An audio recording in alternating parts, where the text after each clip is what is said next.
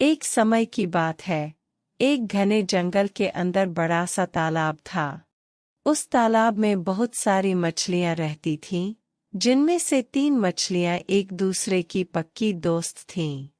इन तीनों का स्वभाव बिल्कुल अलग था। इनमें से 2 बहुत समझदार थीं। पहली संकट आने के पहले ही अपना बचाव कर लेती थी। दूसरी संकट आने पर अपनी सुरक्षा कर लेती थी, जबकि तीसरी सब कुछ भाग्य पर छोड़ देती थी। तीसरी मछली कहती कि अगर भाग्य में संकट होगा तो हम कुछ नहीं कर सकते और भाग्य में नहीं होगा तो कोई भी हमारा कुछ नहीं कर सकता। एक दिन रास्ते से गुजर रहे एक मछुआरे ने उस तालाब को देख लिया। उसने देखा कि तालाब मछलियों से भरा पड़ा है। उसने तुरंत अपने बाकी साथियों को इस बारे में बताया।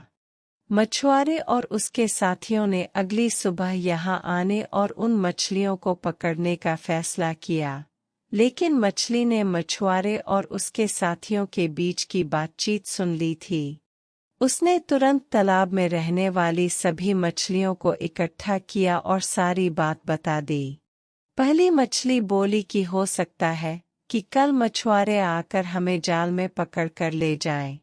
उससे पहले ही हमें यह स्थान छोड़ देना चाहिए। तभी तीसरे नंबर की मछली बोली कि अगर वो कल नहीं आए तो?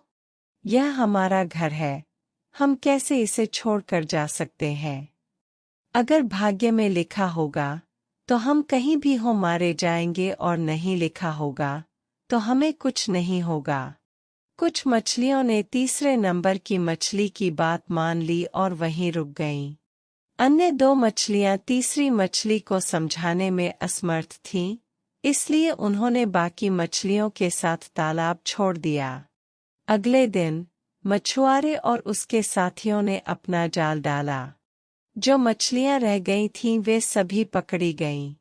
जो मछलियां भाग गई थीं उन सभी की जान बच गई और जो तालाब में रुक गई थीं वे सभी मछुआरों के द्वारा पकड़ ली गईं। मछुआरे ने उन्हें एक टोकरे में डाल दिया, जहां सभी तड़प तड़प के मर गईं। कहानी से सीख, हमें कभी भी भाग्य के भरोसे नहीं रहना चाहिए।